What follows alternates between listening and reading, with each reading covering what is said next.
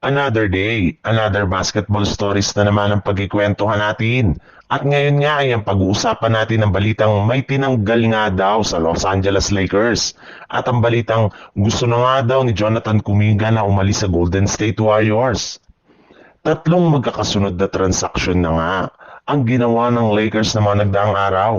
Inumpisahan nga nila yan sa pagpapapirma ng training camp contract kay Jaron Cumberland na siyang ipinangpalit nila sa kanilang tinanggal na player na si Arthur Kaluma. Ang problema lang, isang araw lamang nga ang nakakalipas mula ng kunin nito ng Lakers ay agad na nga nila siyang ini-waive o tinanggal para makabuo sila ng bakating pwesto na siyang ibinigay nila sa kinuha ulit nila na bagong manlalaro na si Tavian Jones na isang 25 years old, 6'7" guard na huling naglaro sa kupunan ng New Orleans Pelicans. Bukod rin dyan, ay may lumabas na rin naman ng balita ngayong araw na pinapirma na rin naman nga daw ng kanilang team ng training camp ang mga bago nilang players na sina Anton Watson at Nate Williams.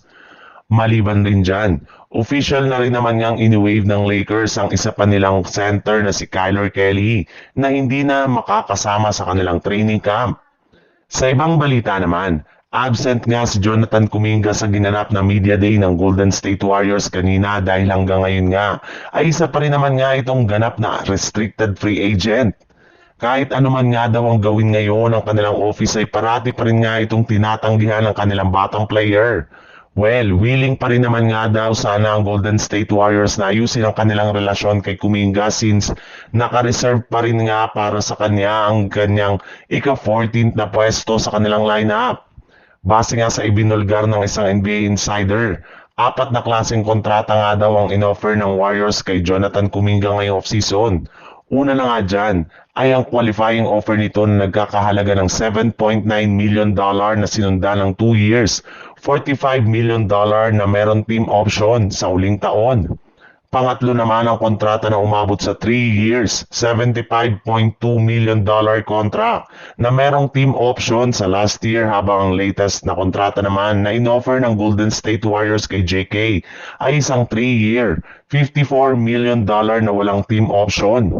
Ngunit sa kasamaang palad, lahat nga ng mga ito ay kanyang tinanggihan. Wala na rin naman nga daw tiwala pa si Kuminga sa buong coaching staff ng Golden State Warriors dahil once nga na pumirma siya dito ay sigurado na babangkuin na naman nila siya sa kanilang mga laro.